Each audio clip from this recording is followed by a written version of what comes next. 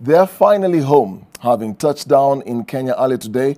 Over 100 Kenyans who had been stranded in China due to the ongoing lockdown are here. Many of the passengers were students and businessmen and women who found themselves caught up in the ongoing COVID-19 pandemic.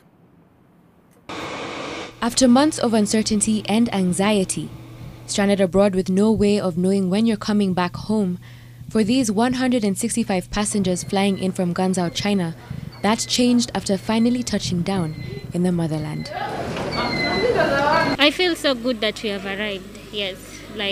I'm so happy because we have been quarantined for 4 months, some of us 4 months, some of us 5 months.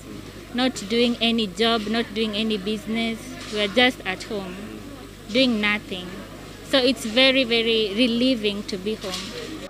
According to Ambassador Michael Yugi, head of the Diaspora Directorate, flying back these passengers was not an easy task. We had to arrange this flight in very challenging circumstances and at very short notice. The situation of Kenyans in Guangzhou, in Guangdong province in China and the surrounding areas, of course, became sensitive.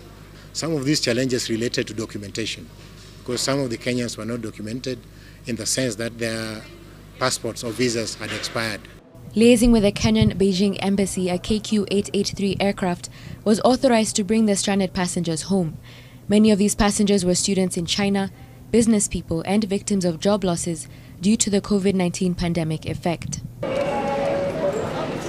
I was doing business, importing things, exporting, and now the corona, when it came, it affected us, so we could not export our goods. I went there as a teacher. Schools have not returned even today. They have not resumed. Because we teach the small kids, and the only schools which have resumed are colleges, universities, and high schools. The 165 passengers have been taken to a quarantine area of their choice, where they will be monitored for the next 14 days. And when asked if they'd be okay with returning to China... No, I cannot go back.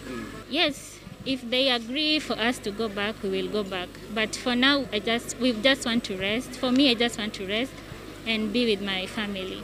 Several other flights were also organized to bring Kenyans back from various other countries, including India, South Sudan, Dubai, Egypt, Pakistan, United Kingdom, and the United Arab Emirates.